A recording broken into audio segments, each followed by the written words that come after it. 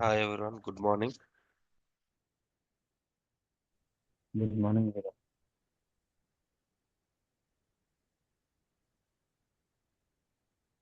So yesterday we have started chart of accounts, right? So actually the chart of account is a list of GL accounts. Okay, these GL accounts are used to prepare the financial statements like profit and loss account and balance sheet. Okay, so ఇక్కడ మనకి chart of accounts ఏంటంటే మన ఉన్నటువంటి accounts అన్నిటిని కూడా ఒక కొన్ని groups గా డివైడ్ చేస్తాం అనమాట. Groups means asset account, assets related గా కొన్ని గ్రూప్స్, లైబిలిటీస్ రిలేటెడ్ గా కొన్ని గ్రూప్స్.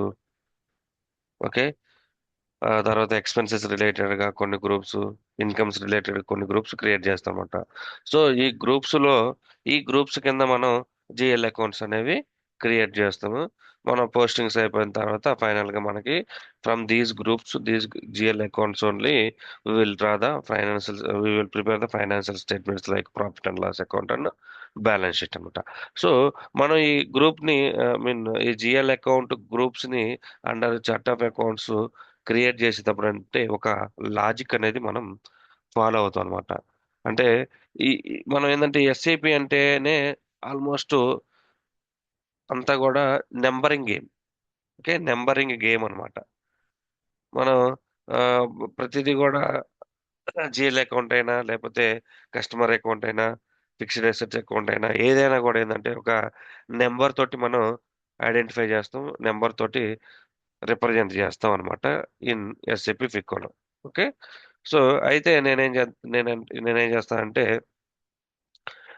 బ్యాలెన్స్ షీట్ రిలేటెడ్ గా ఉన్నటువంటి వాటికి, profit and loss account related గా ఉన్నటువంటి జిఎల్ అకౌంట్ గ్రూప్స్ కి ఒక నేమింగ్, నెంబరింగ్ కన్వెన్షన్ అనేది ఒకటి ఇస్తాం అనమాట.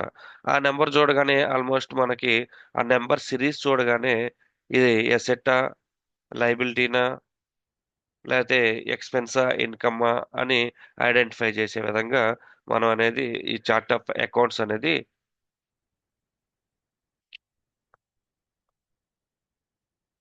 ఈ చార్ట్ ఆఫ్ అకౌంట్స్ అనేది ఐ మీన్ ఈ చార్ట్ ఆఫ్ అకౌంట్స్ లో ఉన్నటువంటి నెంబర్, చార్ట్ ఆఫ్ అకౌంట్స్ లో అకౌంట్ గ్రూప్స్ ఉంటాయి.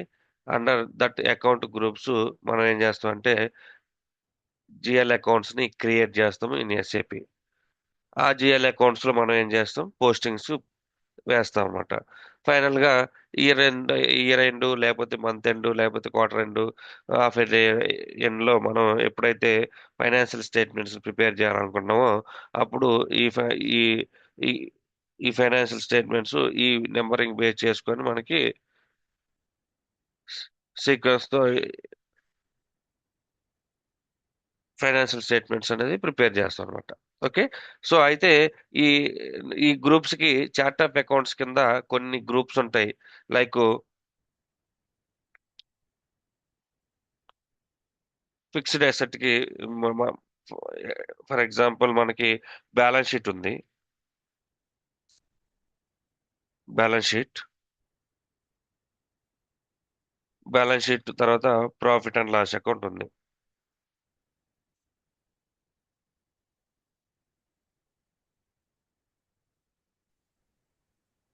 ఓకే, ఇప్పుడు మనకి బ్యాలెన్స్ షీట్ లో ఏమేమి ఉంటాయి మనకి నార్మల్ గా?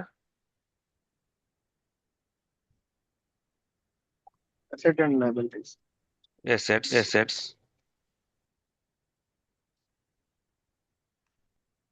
వచ్చేసరికి లయబిలిటీస్. ఓకే, తర్వాత ప్రాఫిట్ అండ్ లాస్ అకౌంట్ లో ఏముంటాయి?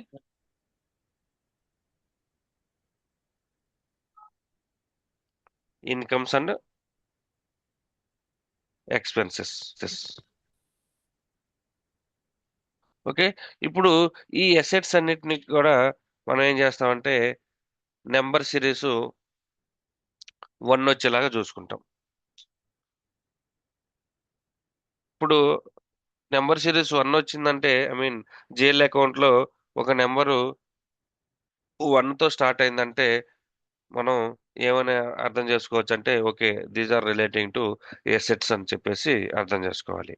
ఒకవేళ లయబిలిటీస్ ని మనం నెంబర్ 2తో స్టార్ట్ చేస్తాం అనమాట. తర్వాత ఇన్కమ్ ని నెంబర్ 3లో,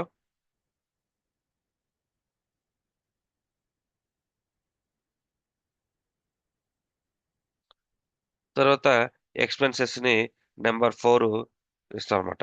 ఈ విధంగా మనం, అంటే మనం ఏవైతే జిఎల్ అకౌంట్స్ క్రియేట్ చేయబోతున్నామో అవి ఎసెట్స్ అకౌంట్ అయితే, ఎసెట్స్ రిలేటెడ్ జిఎల్ అకౌంట్ అయితేనేమో నెంబర్ సిరీస్ 1తో స్టార్ట్ అవుతుంది. లైబిలిటీస్ రిలేటెడ్ జిఎల్ అకౌంట్ అయితేనేమో నెంబర్ సిరీస్ 2తో స్టార్ట్ అవుతుంది. ఇన్కమ్ రిలేటెడ్ అయితేనేమో 3తో, ఎక్స్పెన్సెస్ రిలేటెడ్ అయితేనేమో 4తో స్టార్ట్ అవుతుంది అనమాట. ఇంకా ఎడిషన్ టు దిస్ మనకేంటంటే సెకండరీ కాస్ట్ ఎలిమెంట్స్ అంటారు.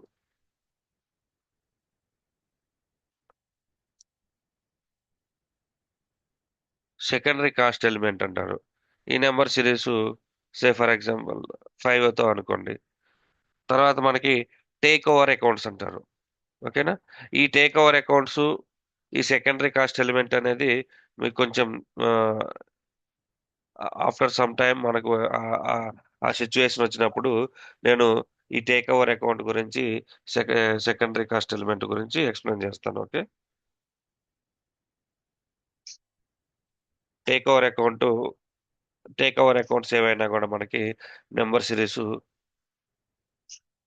8తో స్టార్ట్ చేస్తాం అనమాట.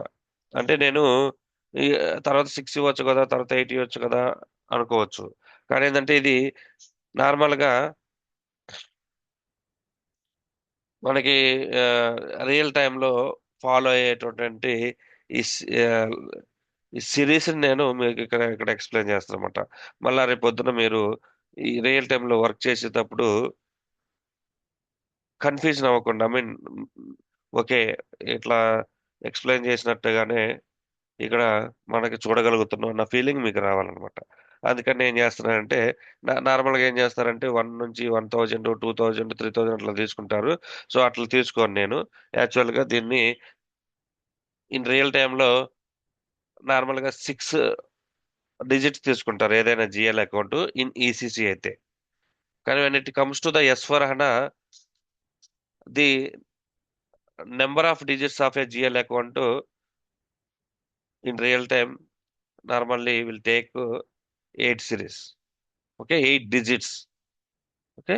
సో ఈ విధంగా నేనేం చేశానంటే ఎసెట్స్ బ్యాలెన్స్ షీట్ రిలేటెడ్ గా ఉన్నటు వాటికి నెంబర్ సిరీస్ 1తో 2తో స్టార్ట్ చేద్దాం అనుకుంటున్నాను. తర్వాత profit and loss account related గా ఉన్నటువంటి అకౌంట్స్ కి నేనేం చేస్తానంటే నెంబర్ సిరీస్ 3 తోటి 4 తోటి అకౌంటింగ్ గ్రూప్స్ అనేది క్రియేట్ చేస్తాను అనమాట. ఓకే. సో ఫస్ట్ అసలు ఈ ఎసెట్స్ చూద్దాం. ఎసెట్స్ చూద్దాం. ఈ ఎసెట్స్ లో ఫిక్స్డ్ ఎసెట్స్ ఉంటాయి,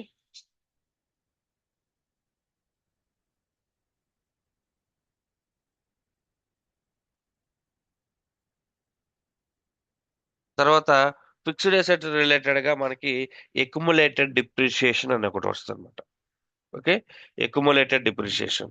సో ఈ ఎక్యుములేటెడ్ డిప్రిషియేషన్ నార్మల్ గా ఏం చేస్తామంటే, నార్మల్ గా దీని యొక్క నేచర్ ఏంటంటే లైబిలిటీ సైడ్ రాసుకుంటారు మామూలుగా. I mean normal I mean normal గా దీని యొక్క నేచర్ అనేది లైబిలిటీ అన్నమాట. కానీ మనం ఎస్ఐపిలో ఎక్యుములేటెడ్ డిప్రిసియేషన్ ఏం చేస్తామంటే లైబిలిటీ ఎసెట్ సైడ్ రాసి మనం లాజిక్ ఫైనాన్షియల్ స్టేట్మెంట్స్ ప్రిపేర్ చేసేటప్పుడు లాజిక్ నెట్ బుక్ వాల్యూకి ఏమైనా ఇస్తామంటే fixed assets value APC value minus APC అంటారు. ఏపీసీ అంటే ఏంటంటే asset acquisition and procurement cost అంటారు అనమాట. Okay. So asset acquisition and procurement cost లో నుంచి మనం ఎక్యుములేటెడ్ డిప్రిసియేషన్ తీసేస్తే మనకి ఫైనల్ గా వచ్చిందంటే నెట్ బుక్ వాల్యూ అంటాం. సో ఈ నెట్ బుక్ వాల్యూనే మనం అవుటర్ కారం, ఐ మీన్ మనం నార్మల్ గా ప్రాఫిట్ బ్యాలెన్స్ షీట్లో రిప్రజెంట్ చేస్తాం అనమాట. ఓకే. ఆఫ్టర్ ఏపీసీ వాల్యూలో నుంచి ఎక్యుములేటెడ్ డిప్రిసియేషన్ వాల్యూ ఏదైతే ఉందో తీసేసిన తర్వాత మనం నెట్ బుక్ వాల్యూని చూపిస్తాం అనమాట. సో దీనికి ఇంకా డీపర్ ఎక్స్ప్లెనేషన్ ఎసెట్ అకౌంటింగ్ వచ్చినప్పుడు నేను మీకు ఎక్స్ప్లెయిన్ చేస్తాను. ఓకే. ఇక్కడ మీరు అర్థం చేసుకోవాల్సిందంటే అకౌంట్స్ ని ఏ లాజిక్ తోటి అకౌంట్ గ్రూప్స్ ని ఏ లాజిక్ తోటి మనం క్రియేట్ చేస్తాం అనేది ఒకటి అర్థం చేసుకోవాలి మీరు. ఓకే. ఫిక్స్డ్ అసెట్స్ అంటే ఫిక్స్డ్ అసెట్స్ రిలేటెడ్ గా ఒక 2 గ్రూప్స్ ఉంటాయన్నమాట. నార్మల్ గా 1 గ్రూప్ సరిపోద్ది. కాకపోతే ఏంటంటే అక్యుములేటెడ్ డిప్రిసియేషన్ ని మనం ఎసెట్ సైడ్ ఐ మీన్ చూయించి ఆ ఏపీసీ వాల్యూలో నుంచి అక్యుములేటెడ్ డిప్రిసియేషన్ తీసేస్తే వచ్చేది నెట్ బుక్ వాల్యూ కాబట్టి ఆ లాజిక్ ని మనం ఇక్కడ మెన్షన్ చేస్తాం. తర్వాత ఫిక్స్డ్ అసెట్స్ తర్వాత నార్మల్ గా మనకి క్యాష్ ఉంటది. క్యాష్ అకౌంట్స్ తర్వాత బ్యాంక్ అకౌంట్ తర్వాత ఇన్వెస్ట్మెంట్స్ ఉంటాయి అనమాట. ఇన్వెస్ట్మెంట్స్ లో మనకి లాంగ్ టర్మ్ ఇన్వెస్ట్మెంట్స్ ఉంటాయి.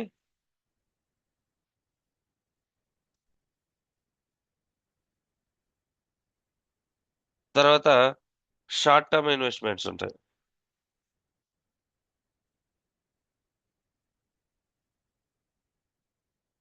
ఓకే. లాంగ్ టర్మ్ ఇన్వెస్ట్మెంట్స్ కి అసలు ఈ ఇన్వెస్ట్మెంట్స్ మొత్తానికి ఒక సిరీస్ ఇస్తాం అనమాట.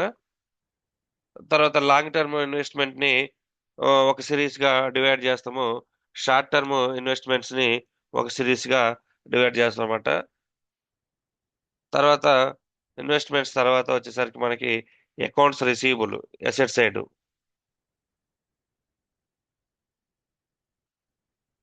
అకౌంట్స్ రిసీవబుల్ తర్వాత మనం కస్టమర్ యొక్క అడ్వాన్సెస్ ఉంటాయి కదా.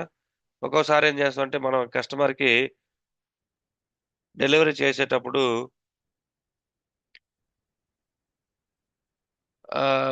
ఐ మీన్ కస్టమర్ కి డెలివరీ చేయడానికి ముందే వాడు కస్టమర్ అనేది ఆర్డర్ ఇస్తాడు సేల్స్ ఆర్డర్ ద్వారా. కానీ మనం ముందుగానే కొంత అడ్వాన్స్ పే చేయమని మనం అడుగుతాం అనమాట.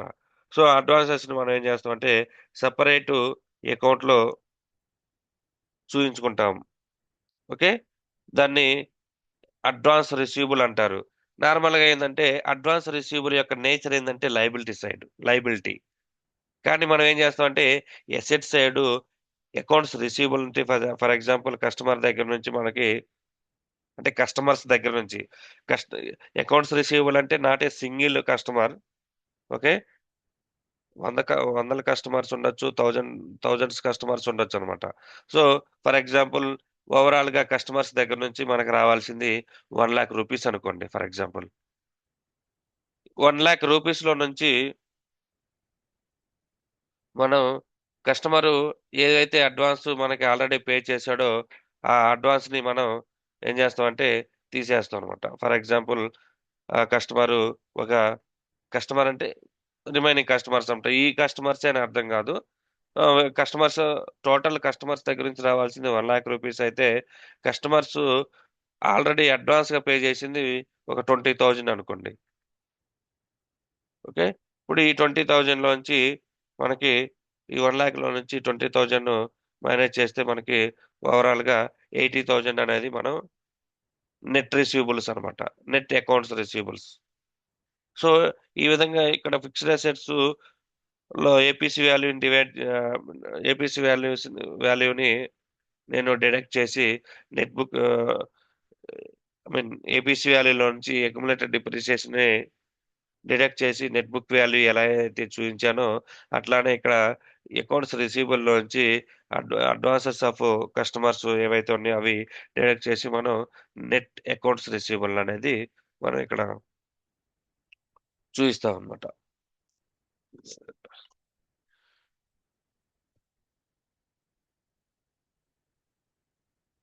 ఓకే.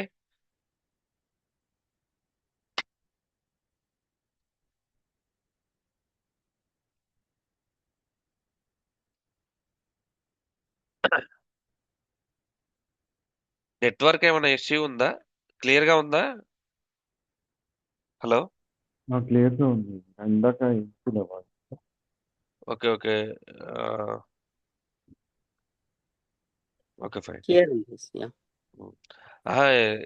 ఎగ్జిట్ అవుతా మళ్ళా జాయిన్ అవుతుంటే ఒకవేళ నా దగ్గర నుంచి ఏమైనా ఇష్యూ ఉందేమోనని. ఓకే, ఇబ్బంది లేదు కదా? తర్వాత Not a account customer advance. Customer advance కి మనం ఒక సపరేట్ గ్రూప్ ఉంటుంది. ఇప్పుడు మనం మెన్షన్ చేసినట్టు ఈ 20,000 కస్టమర్ అడ్వాన్సెస్ అయితే మనం నెట్ గా కస్టమర్స్ దగ్గర నుంచి రిసీవ్ చేసుకోవాల్సింది 80,000 అనమాట. సో ఈ విధంగా ప్రతి ఈ ఐ మీన్ ఏదైతే గ్రూప్స్ మనం ఐడెంటిఫై చేయగలమో వాటిని ఆ గ్రూప్స్ కింద మనం జిఎల్ అకౌంట్స్ లో, చార్ట్ ఆఫ్ అకౌంట్స్ లో ఆ విధంగా గ్రూప్స్ అనేది డివైడ్ చేయాలన్నమాట. ఇంకా ఎసెట్ సైడ్ ఇంకా ఏమేమి గ్రూప్స్ రావడానికి ఛాన్స్ ఉన్నాయో ఒకసారి గెస్ట్ చేసి చెప్పండి. ఇదంతా కూడా మన ఇండివిజువల్ అంటే కస్టమర్ యొక్క రిక్వైర్మెంట్. ఇది ఇది fixed assets, accumulated depreciation, cash ఒక జిఎల్ అకౌంట్ గ్రూప్ క్రియేట్ చేయాలి, బ్యాంక్ ఒక జిఎల్ అకౌంట్ గ్రూప్ క్రియేట్ చేయాలి, లాంగ్ టర్మ్ ఇన్వెస్ట్మెంట్ ఒక గ్రూప్ క్రియేట్ చేయాలి, short term investment group create చేయాలి. ఇవన్నీ కూడా మన ఓన్ డెసిషన్ కాదు. ఆల్రెడీ మన క్లయింట్ ఎవరైతే ఉన్నాడో ఆ క్లయింట్ ఆల్రెడీ ఎగ్జిస్టింగ్ బిజినెస్ లో ఉంటాడు కదా. వాళ్ళు టాలీనో లేకపోతే ఒరాకిలో ఏదో ఒకటి ఫాలో అవుతుంటారు కదా.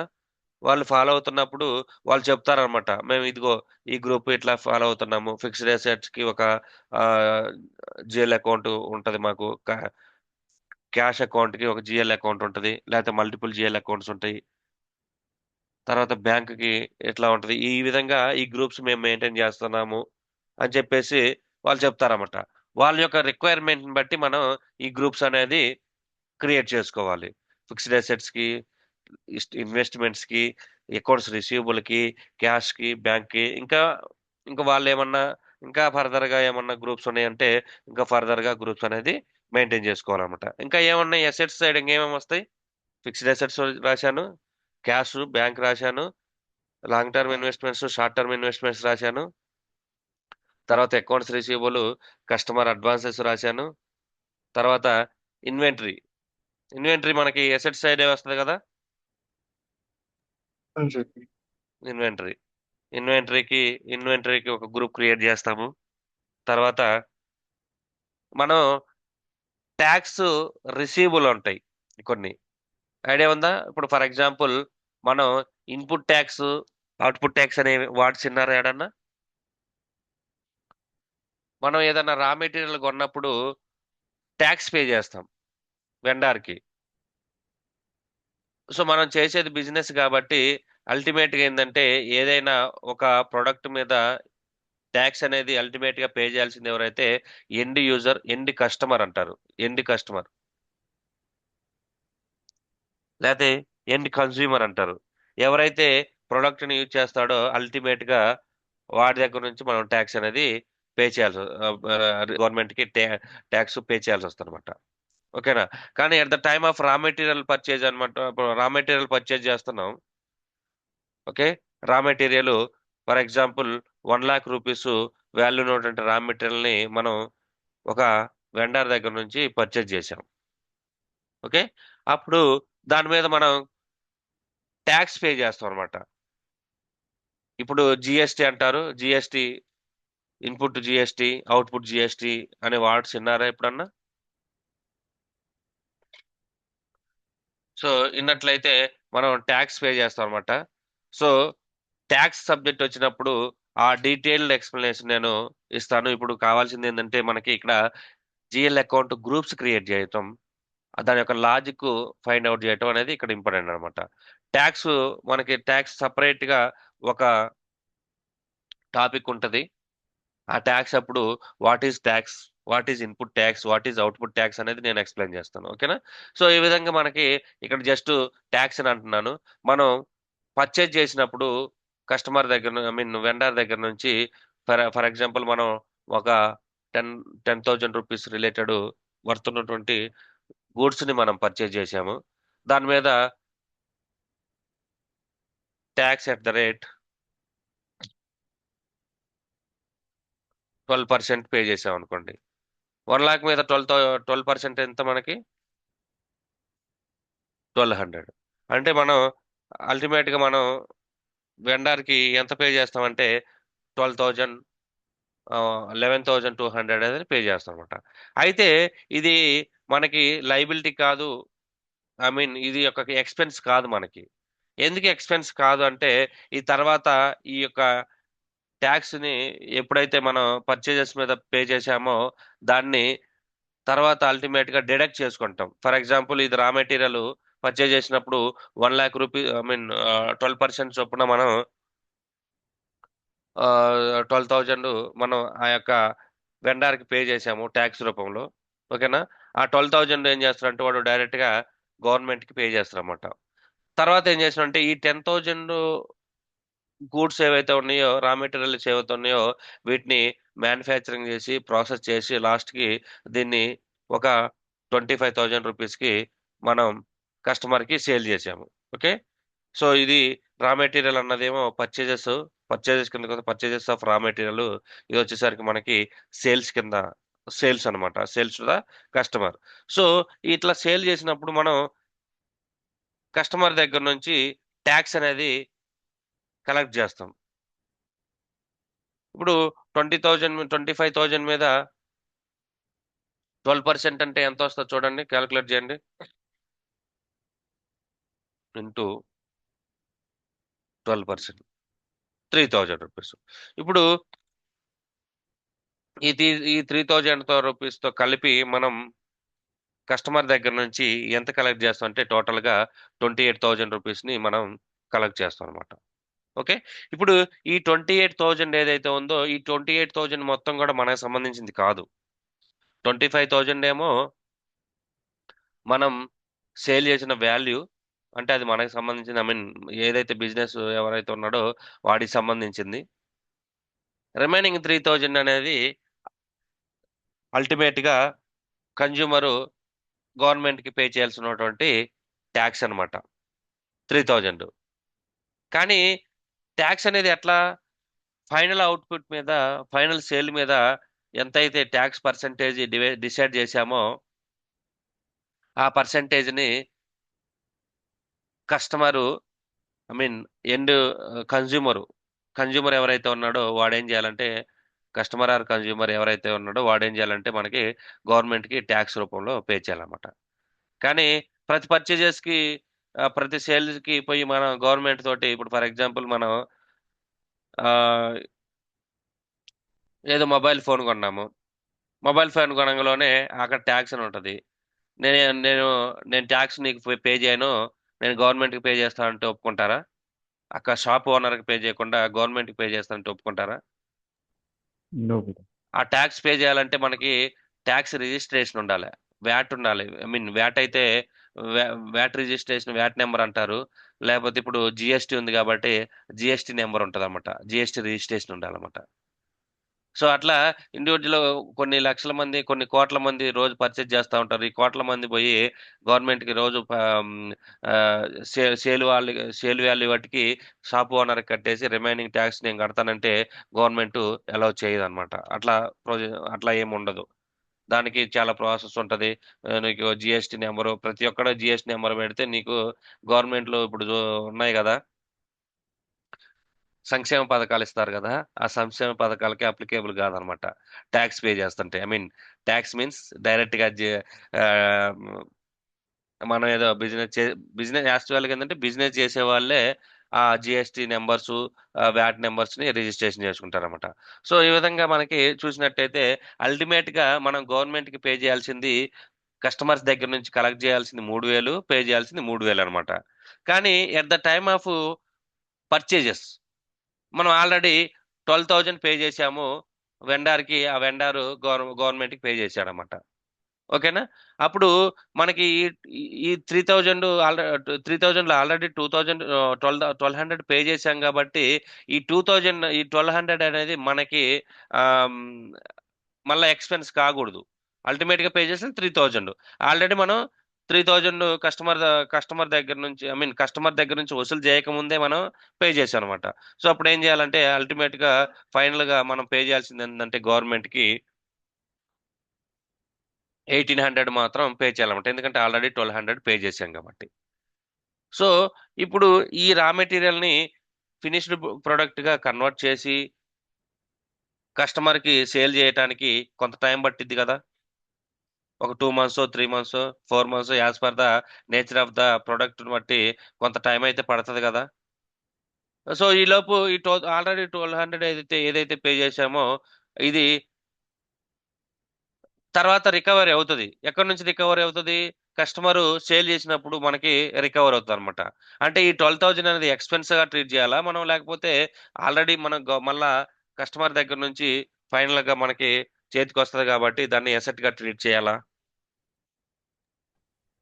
సో దీన్ని ఏం చేస్తామంటే ఎసెట్ Asset. గా ట్రీట్ చేస్తామంట under the heading of tax receivable. Okay. అందుకని మనం ఏం చేస్తామంటే ట్యాక్స్ రిసీవబుల్ కి ఒక గ్రూప్ అనేది, ట్యాక్స్ రిసీవబుల్ ఒక గ్రూప్ అనేది మనం క్రియేట్ చేస్తాం అనమాట. ఎందుకంటే అది ఎసెట్ సైడ్ క్రియేట్ చేస్తాం, ఎందుకంటే ఎసెట్స్ రిసీవబుల్ అనేది మనకి ఎసెట్ కాబట్టి. సే ఫర్ ఎగ్జాంపుల్ ఇదంతా అయిపోయింది. ఆ ఇన్పుట్ ట్యాక్స్ ఇన్పుట్ ట్యాక్స్ నేమో మనం ట్యాక్స్ రిసీవబుల్ గా ట్రీట్ చేసాము. తర్వాత అవుట్పుట్ ఉంది. ఇప్పుడు ఆల్రెడీ కస్టమర్ దగ్గర నుంచి మనం 3000 అనేది కలెక్ట్ చేసుకున్నాము. తర్వాత ఇన్పుట్ ట్యాక్స్ ని డైరెక్ట్ చేసుకున్నాము. రిమైనింగ్ 18,000 మనం ఏం చేయాలా? మన జిఎస్టి నెంబర్ బేస్ చేసుకొని గవర్నమెంట్ కి పే చేయాలన్నమాట ఈ Okay. ట్యాక్స్ అనేది. సో ఇప్పుడు ఈ ట్యాక్స్ అనేది ఏ రోజుకి ఆ రోజు పే చేస్తాం మనం? Sales but pay. ఏ రోజుకు ఆ రోజు పే చేస్తామా, పే చేయమా? No, అంటే no. ట్యాక్స్ ఫైలింగ్ అనేది మనకి క్వార్టర్లీ ఫైలింగ్స్, Order. ఇట్లా ఇయర్లీ ఫైలింగ్స్ అట్లా ఉంటాయి అనమాట. మాక్సిమం అంటే డే టు డే అయితే మనం పే చేయమన్నమాట.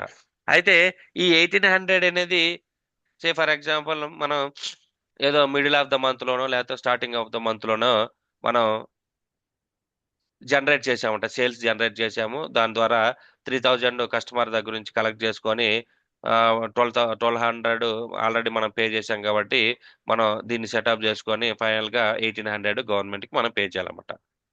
సో ఇది పే చేయాలి కాబట్టి మనకి ఇది ఎసెట్ లయబిలిటీనా ఈ 1800 అనేది? Liability. లయబిలిటీ అన్నమాట. సో మనం ఇక్కడ ట్యాక్స్ ని, ఇన్పుట్ ట్యాక్స్ ని ఏ విధంగా అయితే మనం ఎసెట్ సైడ్ ట్యాక్స్ రిసీవబుల్ అని రాసుకున్నామో, తర్వాత లయబిలిటీ సైడ్ లో మనం ఏం చేస్తాం అంటే ట్యాక్స్ పేయబుల్ అని రాసుకుంటాం అనమాట. ఓకే. పేయబుల్ అయితేనేమో మనకి అది లయబిలిటీ, రిసీవబుల్ అయితేనేమో మనకి అది ఎసెట్ అన్నమాట. ఓకే. తర్వాత ఇది ట్యాక్స్, ఐ మీన్ నేను ఫస్ట్ ఎసెట్స్ యొక్క గ్రూప్స్ ని ఐడెంటిఫై చేస్తున్నాను. ఓకే. దాంట్లో లాజిక్ గా నేను పేయబుల్ కూడా లైబిలిటీ అవుతుంది అని చెప్పేసి ఈ ఈ సిచ్యువేషన్ లో ట్యాక్స్ వచ్చింది కాబట్టి నేను చెప్పాను అనమాట. ఓకే. తర్వాత వచ్చినట్టయితే ట్యాక్స్ రిసీవబుల్ అయిపోయింది. ఇంకా ఏమైనా గ్రూప్స్ ఉన్నాయి మనకి? ఇంకా ఐ మీన్ ఇంకా ఎసెట్స్ కిందకి వచ్చే ఏమన్నా ఉన్నాయా?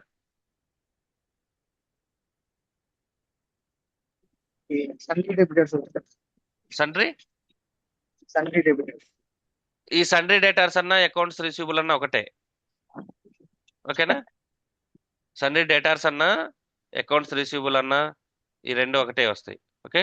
తర్వాత వచ్చేసరికి మనకి మనం ఎవరికన్నా expenses, for example insurance pay చేసాము.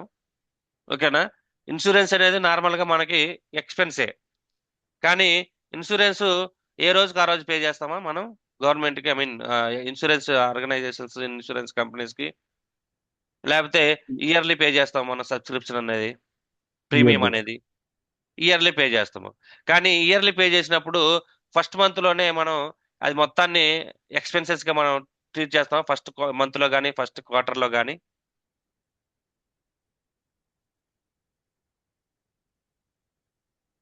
అది మనం 1 ఇయర్ కి పే చేసే అమౌంట్, అది 1 ఇయర్ ఖర్చుగా మనం ట్రీట్ చేస్తుంటాం. ఫర్ ఎగ్జాంపుల్ ఇన్సూరెన్స్ ఉంది. ఇన్సూరెన్స్ ఉంది. ఇన్సూరెన్స్ మనం గవర్నమెంట్కి ఎంత పే చేసామంటే ఫర్ ఎగ్జాంపుల్ ఒక 24,000 పే చేసాం. ఇది ఇయర్లీ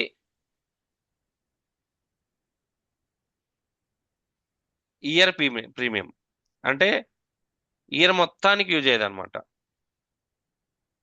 ఇప్పుడు మనం ఫస్ట్ మంత్ అయిపోయింది, జనవరి మంత్ అయిపోయింది. జనవరి మంత్ అయిపోయిన తర్వాత ఫర్ ఎగ్జాంపుల్ జనవరి మంత్ అయిపోయింది. జనవరి అప్పుడు మనం మంత్లీ ఫైనాన్షియల్ స్టేట్మెంట్స్ ని ప్రిపేర్ చేస్తున్నాం. ఓకేనా? మంత్లీ ఫైనాన్షియల్ స్టేట్మెంట్స్ ప్రిపేర్ చేసినప్పుడు నేను సేల్స్ ఎంత చేశానంటే 50,000 రూపీస్కి సేల్స్ చేశాను. ఓకేనా? అదర్ ఎక్స్పెన్సెస్ ఏవైతేనేమి ఒక 20,000 రూపీస్ అదర్ ఎక్స్పెన్సెస్ అయినాయి. ఇప్పుడు ట్యాక్స్ ఇన్సూరెన్స్ ఉంది అంటే ఇది only 1 month related sales, 1 month related expenses నేను చెప్తాను అనమాట. సో ఇంకా ఇన్సూరెన్స్ కూడా ఉందన్నమాట. సో ఇన్సూరెన్స్ 24,000 మొత్తాన్ని ఇక్కడే డిడక్ట్ చేద్దామా? అప్పుడు ఏమవుతుందంటే మనకి 6,000 నెట్ ప్రాఫిట్ ఉంటుంది అనమాట.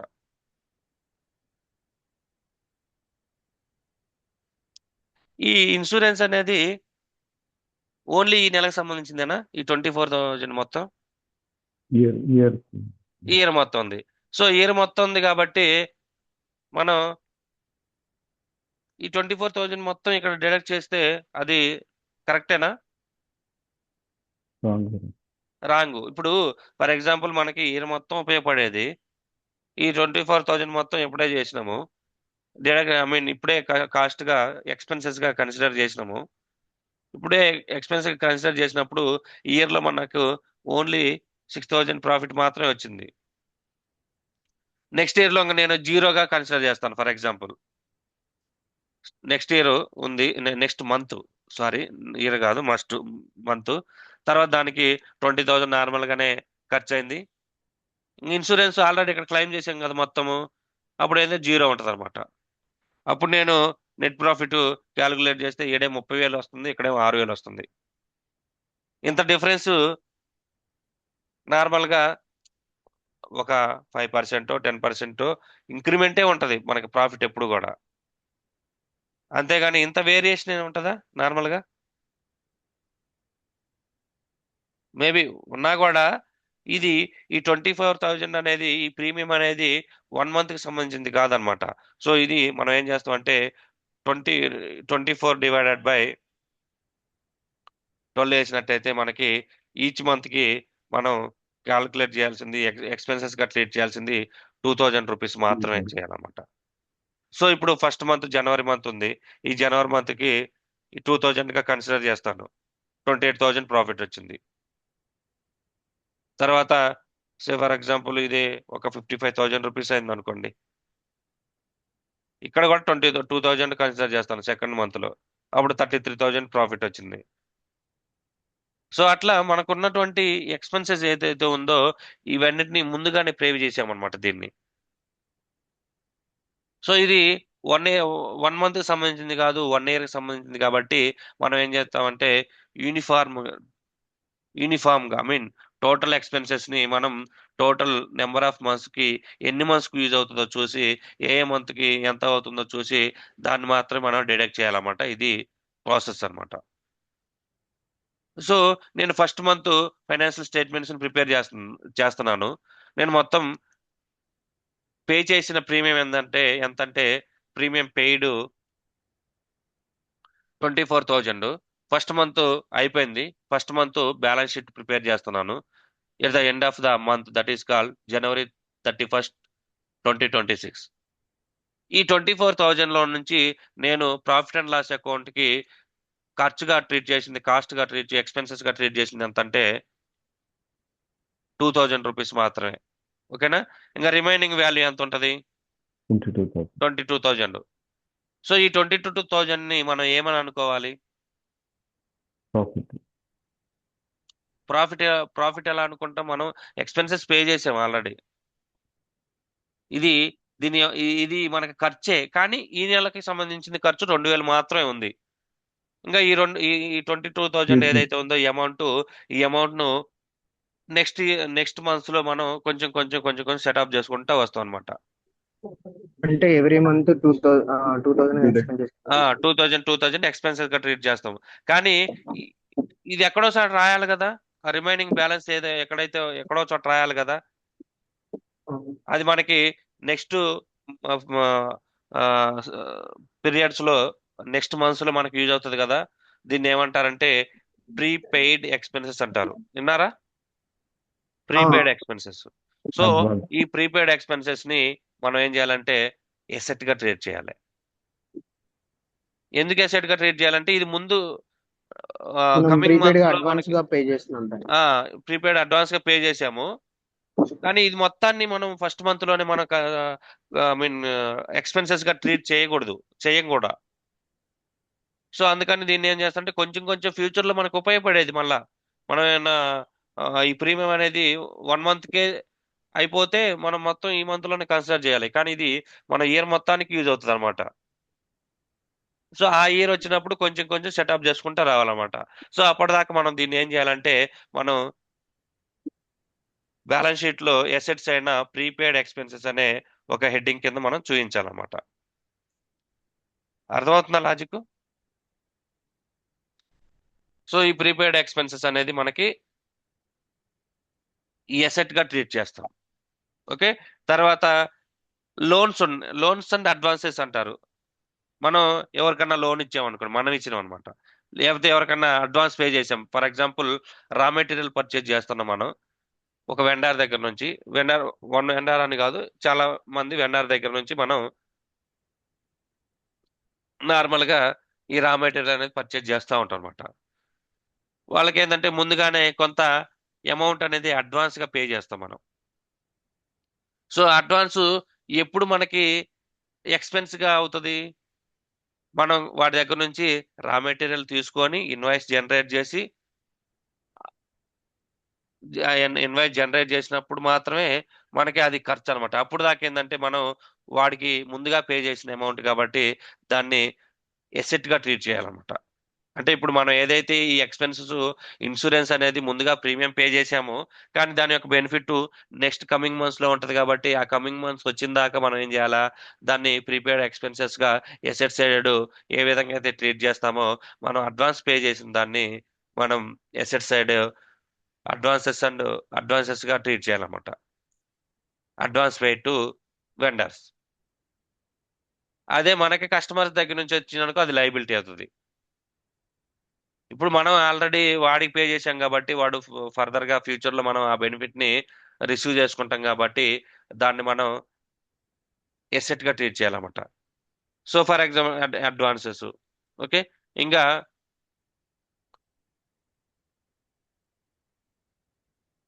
మనం ఎవరికన్నా లోన్స్ ఇచ్చామనుకోండి, ఐ మీన్ లోన్స్ అంటే మన దగ్గర ఐడియల్ గా ఒక 1 lakh రూపీస్ క్యాష్ ఉండిపోయింది. సో అది ఇప్పుడు మనకేం అవసరం లేదు. ఎవరో మనకు తెలిసిన వాళ్ళే వేరే బిజినెస్ లో ఉంది, వాళ్ళు ఆ, మేము ఎలాగో గవర్నమెంట్ బ్యాంక్ దగ్గర నుంచి లోన్ తీసుకోబోతున్నాం, మీరు ఆ లోన్ అమౌంట్ ఇంట్రెస్ట్ ఏదైతే ఉందో అది మీకే ఇస్తాము, ఆ అమౌంట్ 1 lakh రూపీస్ ఉంటే ఇవ్వండి అన్నారు అనుకోండి. అప్పుడు మనకి ఎలాగో ఐడియల్ గా ఉండటం కన్నా కూడా ఎట్లా ఎవరికన్నా అంటే నోటు మన అంటారు కదా, Promise, sir. ప్రామిసరీ నోటు అప్పుగా ఇచ్చినాం అనుకోండి, వాళ్ళు ఏం చేస్తారు, మళ్ళీ ఇంట్రెస్ట్ తో కలిపి మనకి పే చేస్తారు అనమాట. సో దాన్ని ఏం చేస్తాము, మనం ఎసెట్ సైడ్ మనం లోన్స్ గా రాసుకుంటాం అనమాట. Loans means loans given. ఓకేనా? మనం ఇచ్చినాయి అనమాట. మన నార్మల్గా ఏంటంటే లోన్స్ మనం తీసుకున్నాం అనుకుంటే అప్పుడు లైబిలిటీ కింద వస్తుంది మనకి. ఓకే. ఈ విధంగా మనం ఈ విధంగా ఎసెట్స్ అన్నిటిని కూడా కొన్ని గ్రూప్స్ గా క్రియేట్ చేసుకుంటాం అనమాట.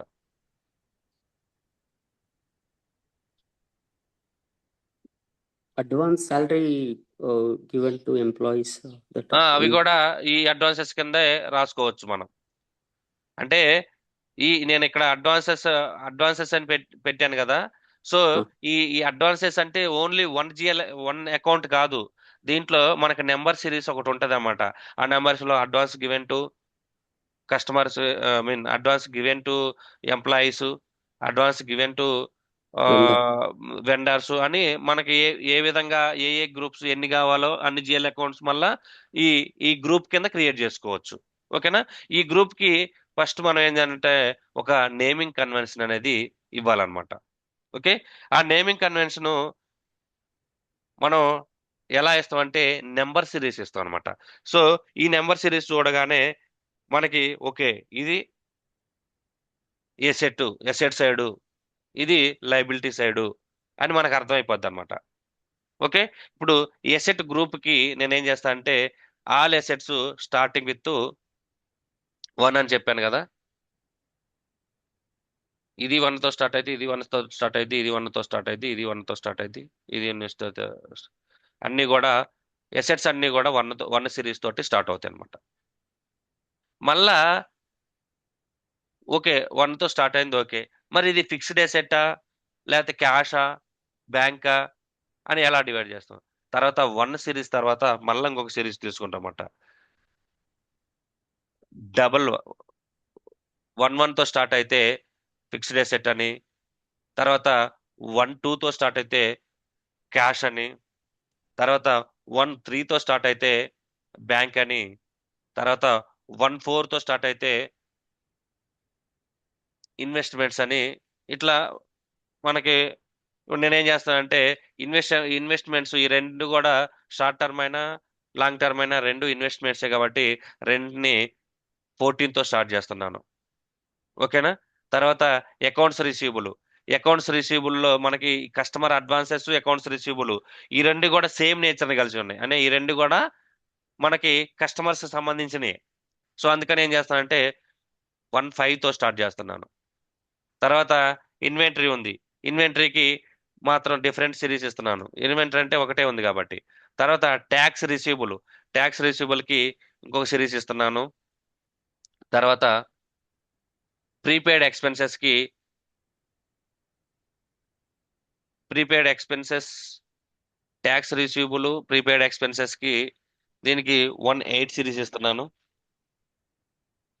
1.6, 1.5, 1.7. ఓకేనా? తర్వాత నేనేం చేస్తానంటే ఇంకా 9 సిరీస్ ఎండ్ అయిపోతుంది కాబట్టి అడ్వాన్సెస్ లోన్స్ ని రెండు కలిపి ఒక గ్రూప్ గా రాస్తాను అనమాట. Advances and loans given. దీనికి 1.9 సిరీస్ ఇస్తున్నాను అనమాట. ఓకే, ఇప్పుడు మీరు ఇక్కడ అబ్జర్వ్ చేసినట్టు మీరు ఈ లాజిక్ గుర్తుపెట్టుకోవాలి.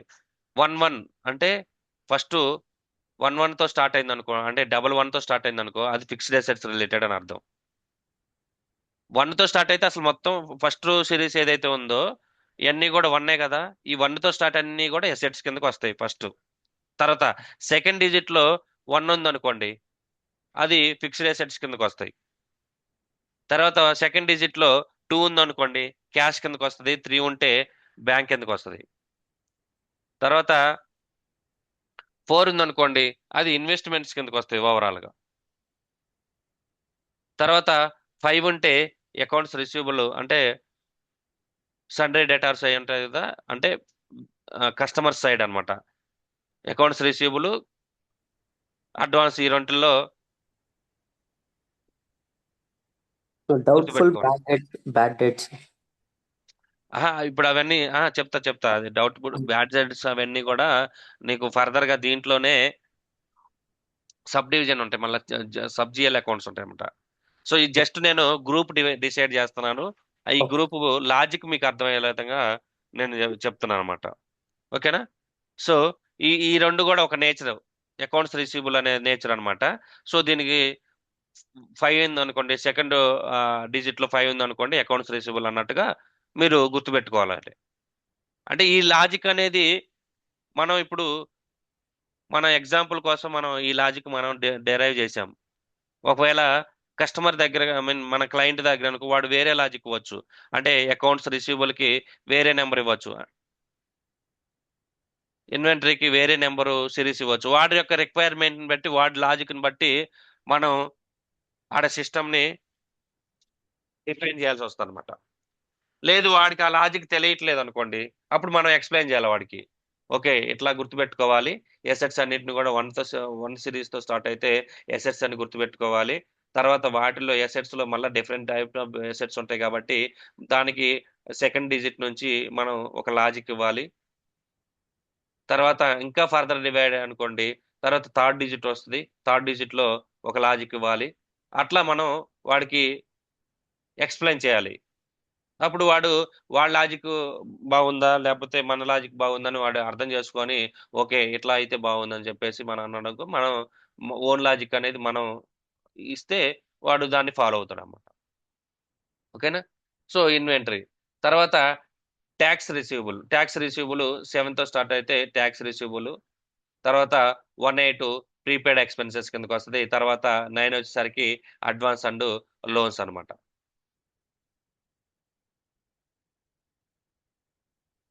ఓకే, ఇప్పుడు మళ్ళీ ఇక్కడ ఏం చేసినానంటే ఫిక్స్డ్ అసెట్స్ లోనే ఈ రెండు కూడా ఫిక్స్డ్ అసెట్స్ కేటగిరీ సంబంధించినవి అనమాట. ఈ రెండు కూడా ఫిక్స్డ్ అసెట్స్ కేటగిరీ సంబంధించినవి. ఇదేమో ఫస్ట్ వచ్చేసరికి ఏపీసీ వాల్యూ అంటారు, అంటే కొన్న కాస్ట్. ఇదేమో అప్పటి వరకు మనం ఛార్జ్ చేసినటువంటి డిప్రిషియేషన్ అనమాట. సో ఈ రెంటిల్లో మనం ఇంకొక లాజిక్ డెరైవ్ చేయాలి. ఓకే, ఇప్పుడు నేనేం చేస్తానంటే దీన్ని మళ్ళా 1తో రిప్రజెంట్ చేస్తాను, దీన్ని మళ్ళా 2తో రిప్రజెంట్ చేస్తాను. ఇక్కడ అర్థమైంది, 1 అంటే ఎసెట్, ఫస్ట్ డిజిట్ ఎసెట్స్ లోకి వచ్చింది. తర్వాత సెకండ్ డిజిట్ ఏదైతే ఉందో ఈ సెకండ్ డిజిట్ అనేది దేన్ని రిప్రజెంట్ చేస్తుందంటే ఫిక్స్డ్ అసెట్స్ అనే వాల్యూని రిప్రజెంట్ చేస్తుంది. ఇక్కడ కూడా సెకండ్ డిజిట్ 1 ఉంది, దీన్ని కూడా ఫిక్స్డ్ అసెట్ రిప్రజెంట్ చేస్తుంది.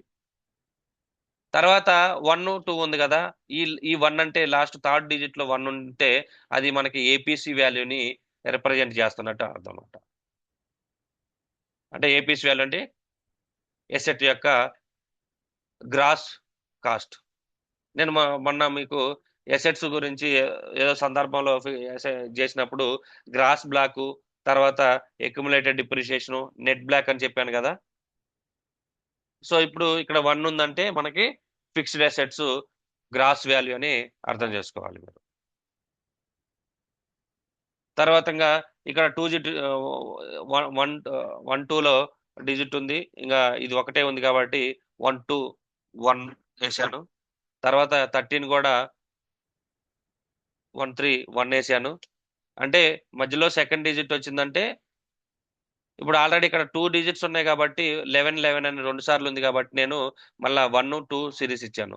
కానీ ఇక్కడ ఒకటే ఉంది కాబట్టి 1, ఇక్కడ ఒకటే ఉంది కాబట్టి 1 ఇచ్చాను. మళ్ళీ ఇక్కడ లాంగ్ టర్మ్ ఇన్వెస్ట్మెంట్స్ లో మళ్ళీ 2 ఉన్నాయి, దానికి ఫస్ట్ దానికి 1 ఇస్తాను.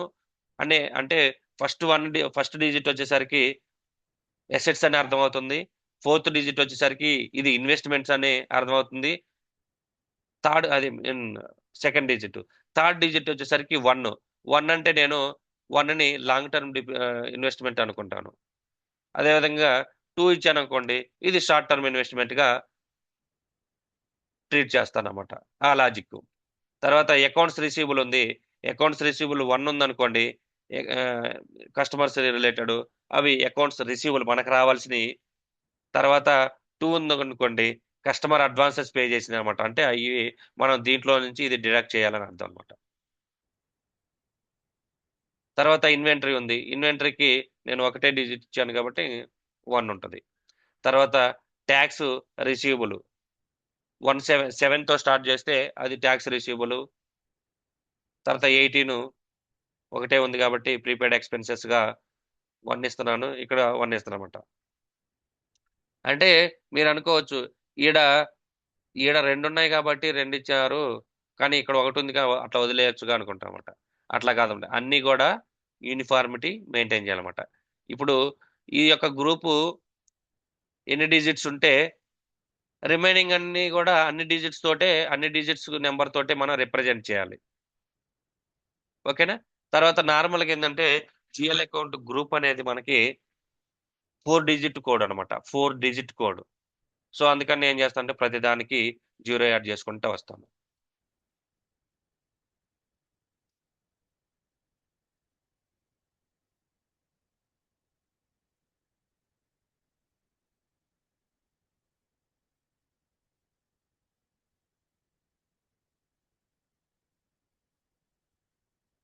ఓకే, ఇది మన యొక్క గ్రూప్ అనమాట, జిఎల్ అకౌంట్ గ్రూప్ అంటారు. సో ఈ జిఎల్ అకౌంట్ గ్రూప్స్ ని మనం ఎక్కడ చేస్తామంటే చార్ట్ ఆఫ్ అకౌంట్స్ లో మనం డిఫైన్ చేస్తాం అనమాట. సో దీనికి జిఎల్ అకౌంట్ గ్రూప్ క్రియేట్ చేశాం కదా, ఈ జిఎల్ అకౌంట్ గ్రూప్ కింద మనం జిఎల్ అకౌంట్స్ అనేది క్రియేట్ చేయాల్సి వస్తుంది. ఈ జిఎల్ అకౌంట్ యొక్క డిజిట్స్ నార్మల్గా ఎంత ఉంటాయంటే, నార్మల్గా ఈసీసీలో అయితేనేమో 6 డిజిట్స్ మెయింటైన్ చేస్తారు, S4 హనాలో అయితేనేమో 8 డిజిట్స్ నార్మల్గా డిసైడ్ చేస్తారన్నమాట. ఓకేనా, కొంత అంటే అప్ టు 12 డిజిట్స్ వరకు మనం జిఎల్ అకౌంట్ అని క్రియేట్ చేసుకోవచ్చు. కానీ నేనేం చేస్తానంటే 8 డిజిట్స్ వరకు మెన్షన్ చేస్తున్నాను. నార్మల్గా 8 కానీ 10 కానీ మనకి రియల్ టైంలో ఇచ్చేస్తాం అనమాట. దీన్ని ఏమంటారంటే నెంబర్ రేంజెస్ అంటారనమాట. సో నెంబర్ రేంజెస్ లాజిక్ ఎలా ఇస్తారంటే, దీంతో స్టార్ట్ అవుతుంది, ఇది 3 డిజిట్స్ కదా, ఈ 4 డిజిట్స్ తర్వాత ఆల్ జీరోస్ అంటే 8 డిజిట్స్ అయినాయి కదా. తర్వాత ఇది స్టార్టింగ్ జిఎల్ అకౌంట్ అనమాట, ఎండింగ్ జిఎల్ అకౌంట్ వచ్చేసరికి 111, రిమైనింగ్ ఆల్ 9s 8 డిజిట్స్. తర్వాత 11 20, రిమైనింగ్ 1 2 3 4 డిజిట్స్. 11 2 all 9s. అర్థమవుతున్న లాజిక్, నెంబర్ రేంజెస్ ఎలా ఇస్తున్నాను.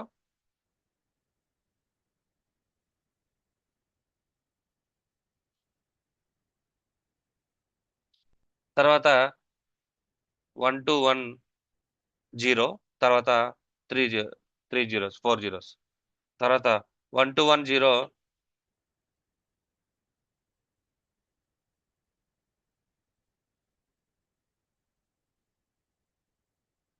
One two one all 9s.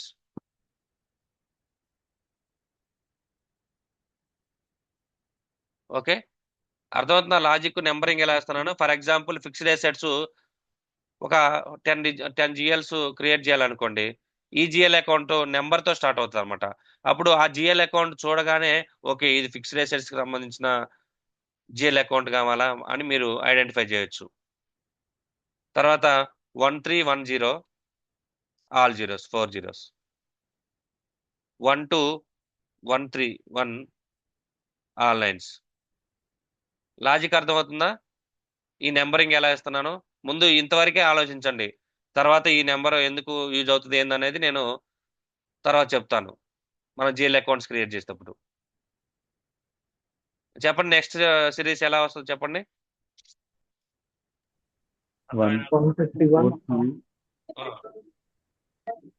0000 తర్వాత 142 999. తర్వాత 151 00 00 151 999.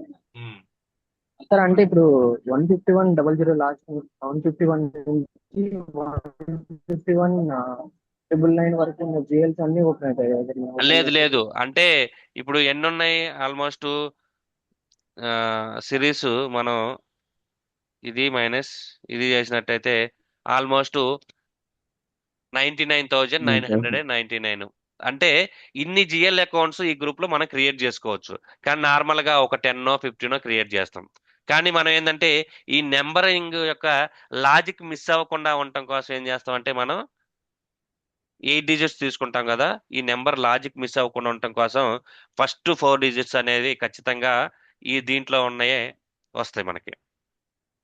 అర్థమైందా.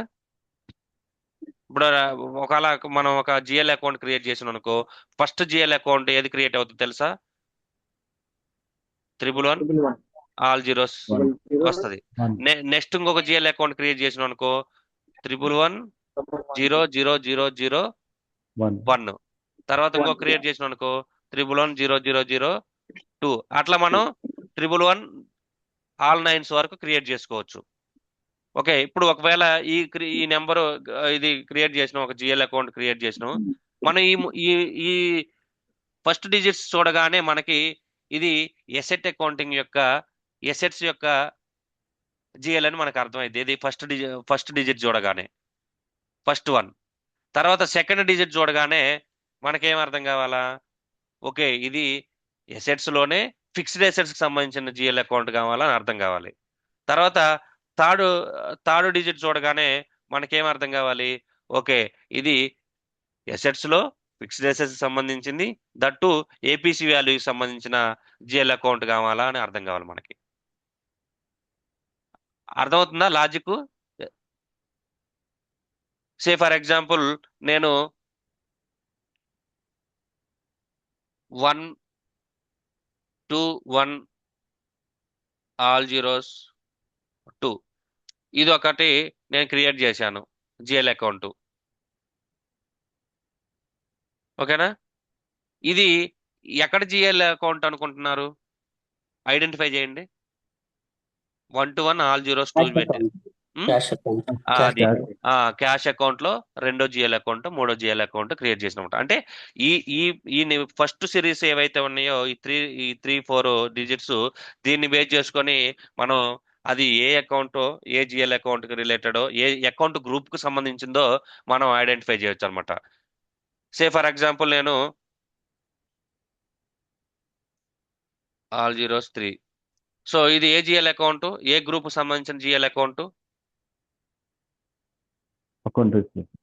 Accounts receivable. ఓకే, అట్లా మనం అర్థం చేసుకోవాలన్నమాట. సో మళ్ళా దీంట్లో అకౌంట్స్ రిసీవబుల్లో కూడా మనకి కస్టమర్స్ కూడా మనం అకౌంట్స్ ఫర్దర్ గా చెప్పేటప్పుడు నేను చెప్తాను. అకౌంట్స్ పేయబుల్ గురించి చెప్పేటప్పుడు అకౌంట్స్ రిసీవబుల్ చెప్పేటప్పుడు మనకి customers different types of customers ఉంటారు. ఇండియాలో మనం బిజినెస్ చేస్తున్నాము, ఇండియాలో కస్టమర్స్ ఉంటారు. వాళ్ళని ఏమంటే లోకల్ కస్టమర్స్ అంటారు, లేకపోతే డొమెస్టిక్ కస్టమర్స్ అంటారు. దానికి ఒక జిఎల్ అకౌంట్ క్రియేట్ చేస్తాం. లేకపోతే ఫారెన్ కస్టమర్స్ అంటే మనం అబ్రాడ్కి ట్రాన్స్పోర్ట్ ఎక్స్పోర్ట్ చేస్తూ ఉంటాం. అక్కడ మనకు కొంతమంది కస్టమర్స్ ఉన్నారు. సో ఆ కస్టమర్స్ని మనం ఏమంటామంటే ఫారెన్ కస్టమర్స్ లేకపోతే ఎక్స్పోర్ట్ కస్టమర్స్ అంటారు. సో ఆ ఎక్స్పోర్ట్ కస్టమర్స్ లేకపోతే లోకల్ కస్టమర్ డొమెస్టిక్ కస్టమర్స్ అందరినీ ఒకే జిఎల్ అకౌంట్ లో క్రియేట్ చేస్తే మనకి కన్ఫ్యూజన్ గా ఉండదా? ఉంటుంది కదా. సో అందుకని మనం ఏం చేస్తాం, లోకల్ కస్టమర్స్ కి ఒక జిఎల్ అకౌంట్ క్రియేట్ చేస్తాం. సే for example 1 lakh all zeros 1 ఒక గ్రూప్, ఒక జిఎల్, ఒక టైప్ ఆఫ్ కస్టమర్స్ గ్రూప్ అనుకోండి. ఇట్లా కస్టమర్ గ్రూప్స్ అంటారు. తర్వాత 101 ఆల్ జీరోస్ ఇది ఒక కస్టమర్ గ్రూప్. అంటే ఈ కస్టమర్ గ్రూప్ కి ఒక జిఎల్ అకౌంట్ మనం క్రియేట్ చేస్తాం. అదేవిధంగా ఆల్ జీరోస్ 2 మన ఎంప్లాయీసే, మన దగ్గర నుంచి మనకి ఎంప్లాయీస్ ఉన్నారు చాలా మంది, వాళ్ళు మన దగ్గర నుంచి కొన్ని ప్రొడక్ట్స్ కొనుక్కుంటా ఉంటారన్నమాట. సో దానికి ఒక సపరేట్ జిఎల్ అకౌంట్ మనం క్రియేట్ చేస్తాం అనమాట. ఎందుకంటే ఇట్లా డిఫరెంట్ కస్టమర్ గ్రూప్స్ కి డిఫరెంట్ జిఎల్ అకౌంట్ అనేది మనం క్రియేట్ చేయాల్సి వస్తుంది. ఎందుకంటే ఈజీగా కస్టమర్స్ దగ్గర నుంచి ఇప్పుడు మనకు ఎంప్లాయీస్ అనుకో, ఎంప్లాయీస్ చిన్నగా మనం కట్ చేసుకోవచ్చు మన వాడు ఇచ్చే శాలరీలోనో ఎట్లా. లోకల్ కస్టమర్స్ అనుకో మన దగ్గరోడే కదా, మనకి తెలిసిన వాళ్ళే కదా. అంటే లోకల్ గా అంటే మన బ్రాంచ్ ఉంది, ఆ బ్రాంచ్ లొకాలిటీలో ఉన్న వాళ్ళు బాగా వెల్ నోన్ పర్సనే, వాళ్ళు మనకి కస్టమర్స్ గా ఉన్నారు ఎన్నో సంవత్సరాల నుంచి.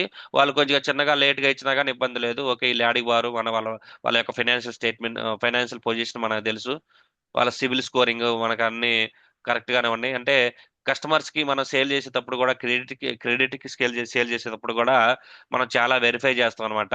దాన్ని క్రెడిట్ వర్దినెస్ క్యాలిక్యులేషన్ అంటారు. Credit worthiness. నీకు లోన్ కావాలనుకోండి, లోన్ వరకు నువ్వు పోయి బ్యాంక్ దగ్గరికి వెళ్ళి బ్యాంక్ మేనేజర్కి నాకు 10 లక్షలు లోన్ కావాలనగానే ఇచ్చేస్తాడా? ఎటువంటి వెరిఫికేషన్ లేకుండా నో. ఇవ్వడు కదా. వాడు ఏం చేస్తాడు? నీ యొక్క ఫినాన్షియల్ బ్యాక్గ్రౌండ్ ఏందో చూస్తాడు, నీ యొక్క గుడ్. సిబిల్ స్కోరింగ్ ఎట్లా ఉందో చూస్తాడు. ఒకవేళ నువ్వు డిఫాల్టర్ అయితే నీ దగ్గర ఏమైనా ప్రాపర్టీస్ ఉన్నాయా లేవా, ఒకవేళ తనఖా పెట్టుకోవటానికి షూరిటీ ఉందా లేదా అని చూస్తారన్నమాట.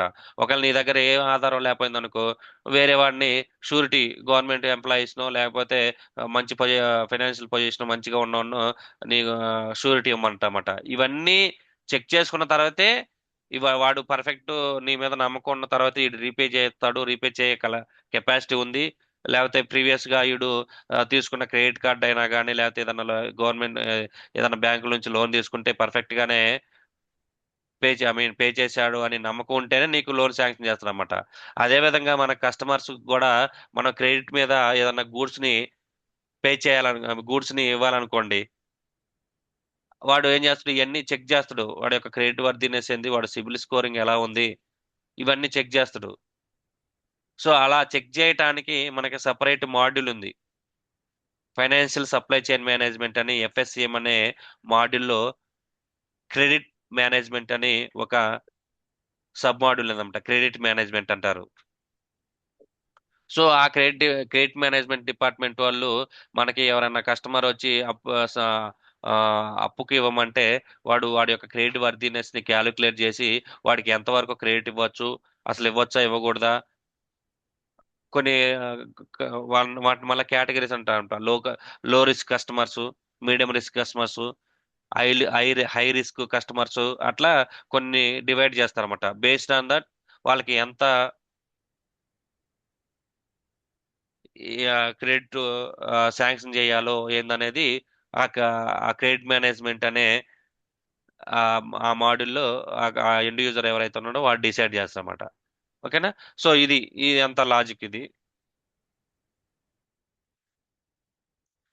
సో ఇక్కడ కస్టమర్స్ యొక్క చూసినట్టయితే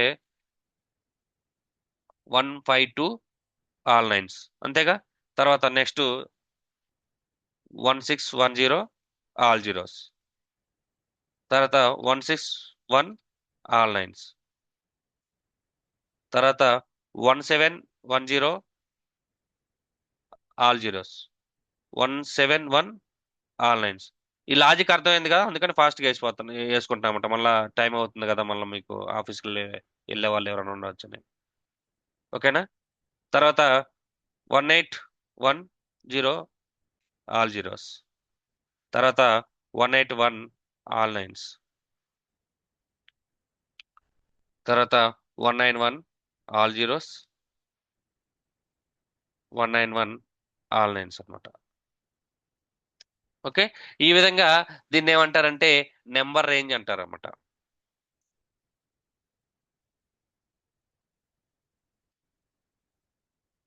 ఫ్రమ్ టు రేంజ్. సో దీన్ని నేమ్ ఆఫ్ ద గ్రూప్ అంటారు, దీన్ని జిఎల్ అకౌంట్ గ్రూప్ అంటారు. దీన్ని ఏం చేస్తా అంటే ఇక్కడ పెడతాం, అయితే అకౌంట్ గ్రూప్ అనండి.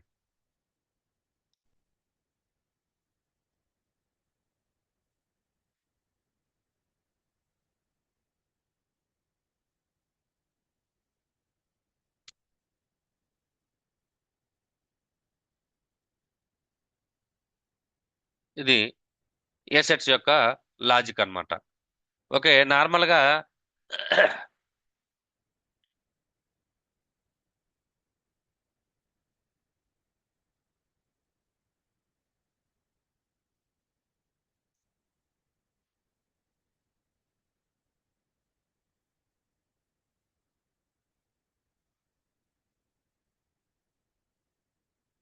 ఓబి 13 అనే టీకోడ్లో ఇది చూడండి. ఇక్కడ మనం చార్ట్ ఆఫ్ అకౌంట్ అనే చార్ట్ ఆఫ్ అకౌంట్ ని మనం ఇక్కడ డిఫైన్ చేస్తాం. ఓకేనా? చూడండి, చార్ట్ ఆఫ్ అకౌంట్ని డిఫైన్ చేసినప్పుడు జస్ట్ చార్ట్ ఆఫ్ అకౌంట్స్ని డిసైడ్ చేసినప్పుడు ఇట్లా చార్ట్ ఆఫ్ అకౌంట్ యొక్క నేమ్ ఇస్తాము. అది ఆల్మోస్ట్ ఏంటంటే మనం కంపెనీ అది క్రియేట్ చేస్తాం కదా, ఆ కంపెనీ ఏ విధంగా క్రియేట్ చేసామో ఆ నెంబరింగ్ లాజిక్ ఇక్కడ ఇస్తాం మనం. ఆ నేమ్ లాజిక్ ఇక్కడ నెంబర్తో ఇచ్చారు, అది నెంబర్తో ఇవ్వాల్సిన అవసరం లేదు, ఏదో సమ్ నేమ్ ఇవ్వచ్చు అనమాట. ఇక్కడ length of the GL account number అని ఉంది కదా, ఇక్కడ ఎంత ఉంది length of the GL account number?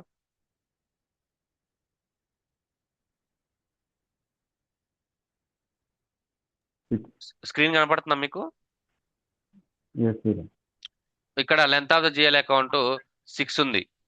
So normal గా ఈసీసీలో ఇది 6 యూజ్ చేస్తారు. 6 మనం ఇప్పుడు ఎంత తీసుకున్నాం నార్మల్ గా?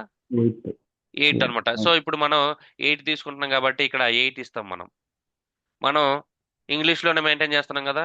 కొంతమంది ఏంటంటే జర్మనీ కంపెనీస్ ఉంటాయి, కొన్ని జర్మన్ లాంగ్వేజ్ లో మెయింటైన్ చేయమంటాయి అనమాట. అంటే maximum except German, all other countries are following English language only. Okay, so ఆ విధంగా ఇంగ్లీష్ లాంగ్వేజ్ ని మనం సెలెక్ట్ చేసుకుంటాం. తర్వాత మన యొక్క డిస్క్రిప్షన్, మన యొక్క చార్ట్ ఆఫ్ డిప్రిషియేషన్ ఏది, చార్ట్ ఆఫ్ డిప్రిషియేషన్ ఏంది అంటే ఆపరేషనల్ చార్ట్ ఆఫ్ అకౌంట్స్, లేకపోతే చార్ట్ ఆఫ్ డిప్రిషియేషన్ ఆఫ్ మన కంపెనీ ఏదైతే ఉందో ఆ కంపెనీ నేమ్ ఇక్కడ మెన్షన్ చేస్తాం.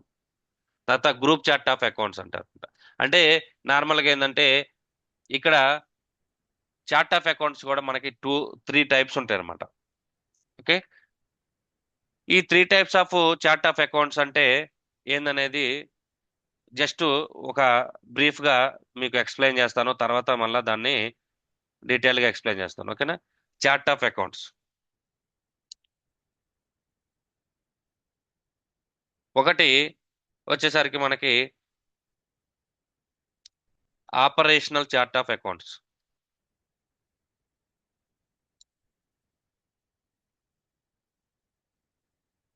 తర్వాత వచ్చేసరికి మనకి రెండు వచ్చేసరికి గ్రూప్ చార్ట్ ఆఫ్ అకౌంట్ అంటారు.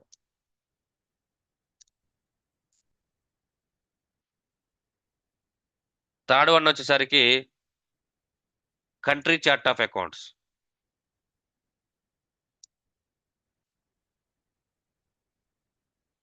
ఇట్లా 3 టైప్స్ ఉంటాయి అనమాట. ఓకే, ఈ 3 టైప్స్ లో మనకి మెయిన్ గా ఆపరేషనల్ చార్ట్ ఆఫ్ అనేది mandatory thing, mandatory. Group chart of account ఎందుకు యూజ్ చేస్తాం అంటే ఇది 1 మినిట్, మ్యాండేటరీ అవి తర్వాత చేస్తాను. ఇప్పుడు ఆపరేషనల్ చార్ట్ ఆఫ్ అకౌంట్ ఎందుకు యూజ్ చేస్తాం అంటే డే టు డే ట్రాన్సాక్షన్స్ ని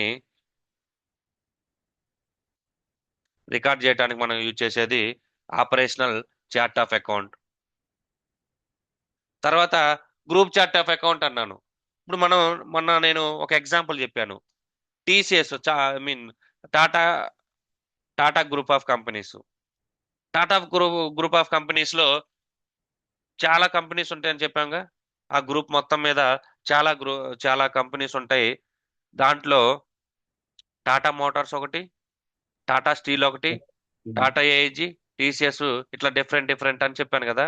సో ఇక్కడ మనకి ఫైనాన్షియల్ స్టేట్మెంట్స్ ప్రిపేర్ చేయటం, టాటా మోటార్స్ కి ఫైనాన్షియల్ స్టేట్మెంట్స్ ప్రిపేర్ చేయటం అనేది మ్యాండేటరీ. ఎందుకంటే దాన్ని ఒక లీగల్ ఎంటిటీగా మనం రిజిస్ట్రేషన్ చేయించినాం కాబట్టి. టాటా స్టీల్ కి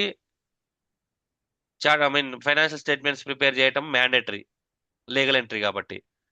అట్లా టాటా ఏఐజీకి మ్యాండేటరీ, టీసీఎస్కి మ్యాండేటరీ.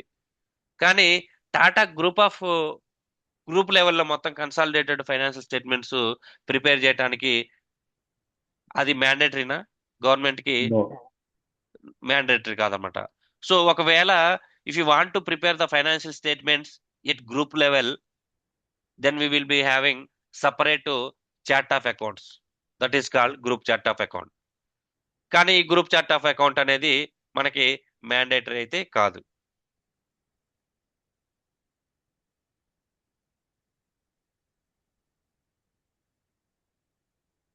సో ఇది దేనికోసం యూజ్ చేస్తాం? For consolidated financial statements prepare చేయడానికి.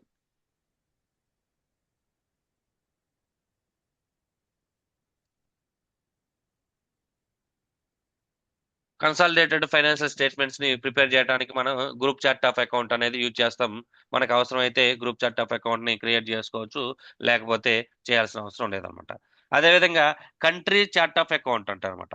కంట్రీ చార్ట్ ఆఫ్ అకౌంట్ అంటే ఏంటంటే కొన్ని జర్మనీ ఉంది. జర్మనీ యొక్క స్పెసిఫికేషన్స్ కొన్ని డిఫరెంట్ గా ఉంటాయి. ఇప్పుడు టాటా గ్రూప్ ఉంది. టాటా గ్రూప్ లో టాటా మోటార్స్ ఏమో ఇండియాలో ఉంది. ఫర్ ఎగ్జాంపుల్ చెప్తున్నామంట.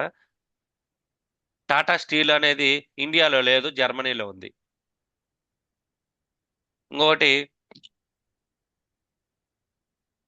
టాటా ఏఐజీ ఇన్సూరెన్స్, అది ఇండియాలో లేదు, జర్మనీలో లేదు, యుఎస్ లో ఉంది. అంటే 3 బిజినెస్లు కూడా 3 డిఫరెంట్ కంట్రీస్ లో ఉన్నాయి. కానీ దాని యొక్క హెడ్ ఆఫీస్ మాత్రం మనకి ఇండియాలోనే ఉంది. ఎందుకంటే ఇండియన్ ఫౌండ్ కంపెనీ కాబట్టి అది. సో టాటా మోటార్స్ ఇండియాలో ఉంది కాబట్టి ఇండియన్ అకౌంటింగ్ ప్రిన్సిపల్స్ ని ఫాలో అవుతుంది at the time of preparation of financial statements.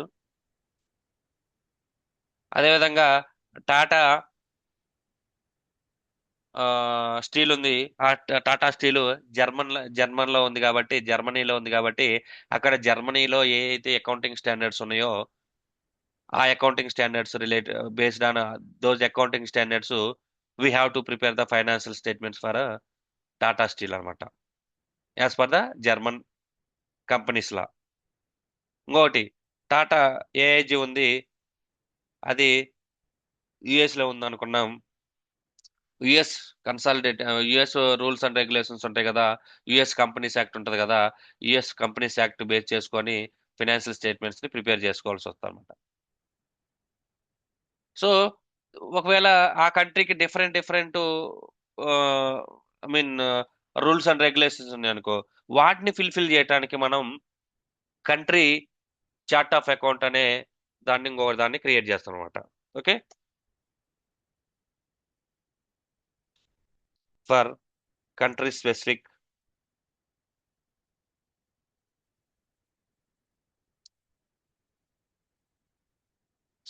Requirements. ఓకేనా. సో ఇంకొకటి ఏంటంటే వీటి అన్నిటిలో ఈ ఆపరేషనల్ చార్ట్ ఆఫ్ అకౌంట్ అనేది mandatory. Group chart of account అనేది ఆప్షనల్.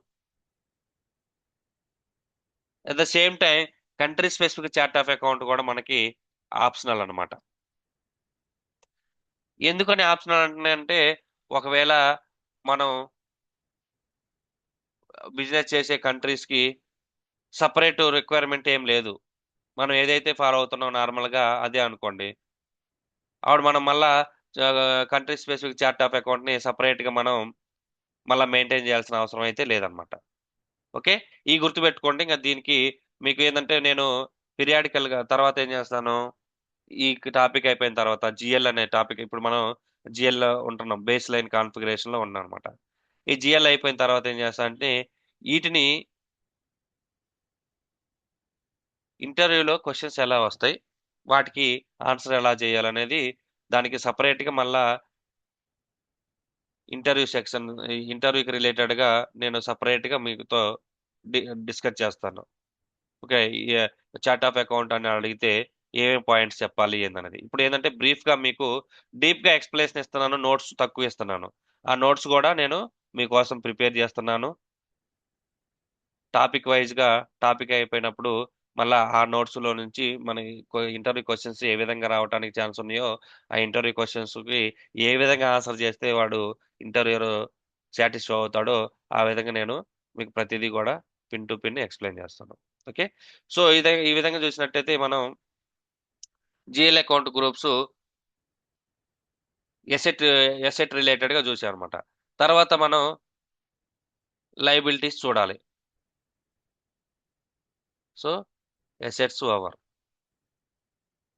తర్వాత లయబిలిటీకి రిలేటెడ్ గా అకౌంట్ గ్రూప్స్ అనేవి 2 సిరీస్ తో స్టార్ట్ అవుతాయి. ఓకేనా? సో ఇంకా ఈరోజు ఎసెట్ చూసాము. రేపు రిమైనింగ్ లైబిలిటీస్, ఎక్స్పెన్సెస్ చూద్దాము. ఓకేనా? రేపు మర్చిపోయినా, రేపు సాటర్డే కదా. ఆ, ఇంకా నెక్స్ట్ క్లాస్లో చూద్దాం. లేకపోతే రేపు ఎవరన్నా అంటే అందరూ అగ్రి అయితేనే రేపు క్లాస్ కావాలంటే తీసుకుంటాను. అది మీరు ఇండివిజువల్గా ఇప్పుడు చెప్పపోయినా కానీ ఇండివిజువల్గా చెప్పండి. అందరూ ఇంకా ఇద్దరు ముగ్గురు జాయిన్ అవ్వాల్సి ఉంది. ఈరోజు వాళ్ళు జాయిన్ అవ్వలేదు. అందరూ ఒపీనియన్ తీసుకొని రేపు చెప్పుకుందామంటే నేను చెప్తాను. లేతే ఇంక మండే క్లాస్ చూద్దాం. ఓకేనా? సో ఈ లాజిక్ ఏ విధంగా ఉందో ఈ లాజిక్ బేస్ చేసుకొని రిమైనింగ్ లైబిలిటీస్ కూడా ఆ విధంగా ఆ లాజిక్ ని డిరైవ్ చేస్తాం, but with series number 2. Okay? So ఏమైనా డౌట్స్ ఉన్నాయా ఈ రోజు క్లాస్ కానీ ప్రీవియస్ క్లాస్ కానీ?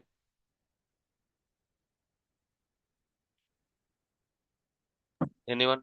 No, any no, doubts? Sira. Clear కదా? అర్థమవుతుంది కదా ముందు? Yes, Sira. ఇన్స్టాంట్ గా ఒకవేళ మీరు ఈ లాజిక్ అర్థం కాకపోయినా కానీ మీరు ఇంకొకసారి క్లాస్ అనేది మళ్ళీ ఇంకొకసారి వినండి.